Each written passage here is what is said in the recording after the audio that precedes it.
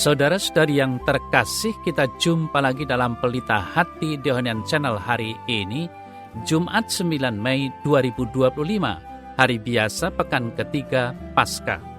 Bersama saya Romo Thomas Suratno SC dari komunitas SC Teluk Betung, Bandar Lampung, mendengar dan merenungkan sabda Tuhan, yakni firman Tuhan yang tersurat dalam Injil Yohanes, bab atau pasal 6, ayat 52 sampai dengan ayat 59. Di rumah ibadat di Kapernaum, orang-orang Yahudi bertengkar antara mereka sendiri dan berkata, "Bagaimana ia ini dapat memberikan dagingnya kepada kita untuk dimakan?" Maka kata Yesus kepada mereka, "Aku berkata kepadamu, sesungguhnya jikalau kamu tidak makan daging anak manusia dan minum darahnya, kamu tidak mempunyai hidup di dalam dirimu. Barang siapa makan dagingku dan minum darahku, ia mempunyai hidup yang kekal, dan aku akan membangkitkan dia pada akhir zaman. Sebab dagingku adalah benar-benar makanan dan darahku adalah benar-benar minuman. Barang siapa makan dagingku dan minum darahku, ia tinggal di dalam aku dan aku di dalam dia. Sama seperti Bapa yang hidup mengutus aku dan aku hidup oleh Bapa. Demikian juga barang siapa yang memakan aku akan hidup oleh aku. Inilah roti yang telah turun dari sorga, bukan roti seperti yang dimakan nenek moyangmu dan mereka telah mati. Barang siapa makan roti ini, ia akan hidup selama-lamanya." Semuanya ini dikatakan Yesus di Kapernaum ketika ia mengajar di rumah ibadat.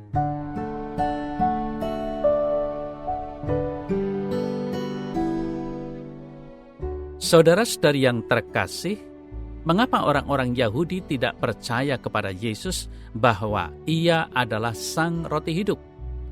Mengapa mereka begitu sulit menerima bahwa Yesuslah Mesias? Karena mereka melihat dengan sudut pandang jasmani saja. Mereka hanya melihat Yesus sebagai salah seorang di antara mereka. Mereka tidak mampu melihat bahwa Yesus adalah tanda yang Allah berikan kepada mereka, bahwa Yesus adalah penggenapan dari nubuat para nabi. Karena itu, punya arti rohani, artinya yang jauh lebih mendalam. Maka, bagaimana agar orang dapat berubah dan menangkap arti yang lebih mendalam serta percaya kepada Yesus? Jawabannya adalah pertobatan, metanoia. Orang membiarkan diri dibimbing oleh Allah, bukan oleh ide, pikiran, serta keyakinannya sendiri. Saudara-saudari yang terkasih, bagi kebanyakan orang, pengalaman pertobatan merupakan proses terus-menerus, barangkali sepanjang hidup. Kita bersyukur bahwa kita dapat mengimani Yesus yang memberikan tubuh dan darahnya dalam perayaan Ekaristi. Pengalaman pertobatan dan mengimani Yesus tidak lain merupakan anugerah Allah. Mari kita bertekun di dalamnya agar kelak dapat merayakan perjamuan abadi dan kekal bersama Dia. Saudara-saudari yang terkasih, dalam Injil dikisahkan bagaimana Yesus membimbing para murid dan orang-orang di sekitarnya dari titik ekstrim yang membuat orang-orang tersebut krisis iman, sampai ke penjelasan sederhana bahwa Dia memang roti hidup yang telah turun dari sorga. Oleh karena itu, karena mereka makan, maka mereka akan hidup. Apa artinya makan tubuh dan darahnya? Artinya orang harus percaya kepada Yesus sebagai satu-satunya utusan Bapa yang menyelamatkan manusia. Percaya berarti mencintai Dia dan bahwa Dia hendaklah menjadi segalanya bagi setiap orang percaya. Oleh karena itu, saudara-saudara yang terkasih, diskursus Yesus tentang roti hidup pada bagian ini memang hanya bisa diterima dengan iman. Yesus memulai dengan kalimat negatif, "Kamu tidak makan dan minum, kamu tidak mempunyai hidup." Penegasannya adalah pada kalimat positif, makan daging dan minum darah mempunyai hidup kekal.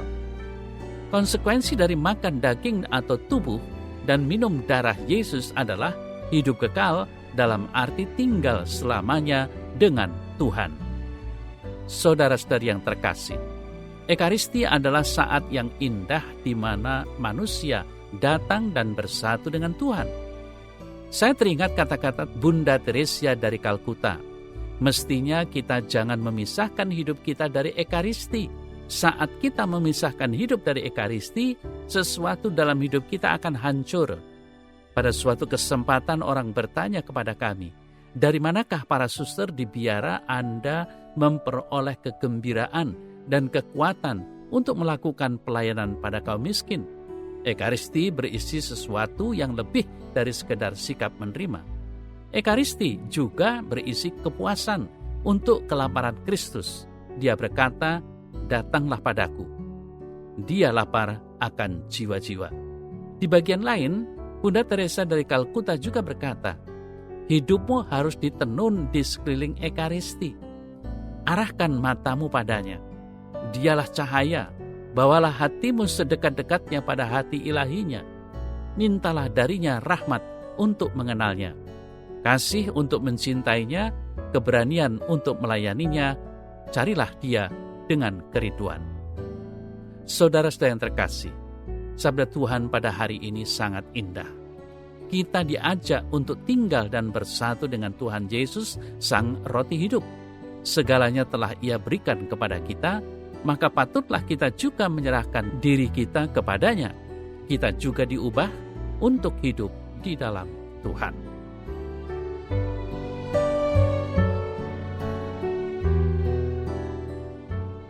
Dalam nama Bapa dan Putra dan Roh Kudus. Amin. Ya Yesus, bukalah hatiku selalu bagimu, agar aku dapat mengalami dan merasakan persatuan denganmu sekarang ini dalam Ekaristi yang senantiasa dapat aku terima bila mana aku merayakan Misa Kudus. Amin. Semoga Allah yang Maha Kuasa memberkati saudara dalam nama Bapa dan Putra dan Roh Kudus. Amin.